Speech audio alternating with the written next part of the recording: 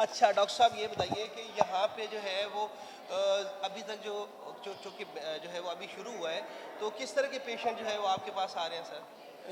Pen के आ रहे हैं, दर्दों के यानी कि ये जो जॉइंट्स की पेन है ना, सही है। उसके लिए ज़्यादा पेशेंट आ रहे हैं, और साथ में मैदे के और जिगर के प्रॉब्लम्स के आ रहे हैं।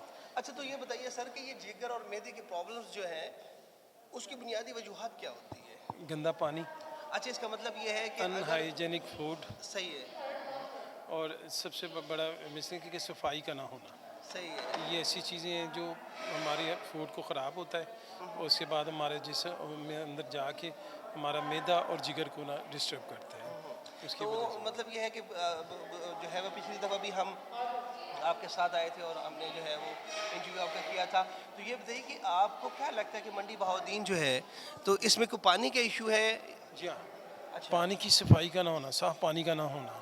प्योर वाटर होगा ना, तो फिर हमें बहुत सारी बीमारियों से बचाव मुमकिन हो सकता है। नाज़रीन जैसे कि आप देख रहे हैं डॉक्टर साहब बता रहे हैं कि मंडी बहाउद्दीन में बिलखसूस जो है वो पानी के बहुत ज़्यादा मसाइल हैं और गवर्नमेंट को इस हवाले से एक्शन लेने की ज़रूरत है कि अगर वो चाहते हैं कि मंडी बहाउद्दीन जो मंडी ये सवालिया निशान है मंडी बहाउद्दीन के MNAs के लिए MPs के लिए कि उनकी आवाम के पास पानी की सहूलियात जो साफ़ पानी की सहूलियात मुयसर नहीं है, जिसकी वजह से मुख्तलिफ अमराज जो हैं वो फैल रहे हैं। अगर आप समझते हैं और अगर आप हक़ अदा करना चाह रहे हैं वहाँ पर असम्बलियों में जाकर बैठने का, तो उससे ये है कि सबसे पहले आप अपने इलाके के लिए पानी के मसाइल जो हैं वो हल करें।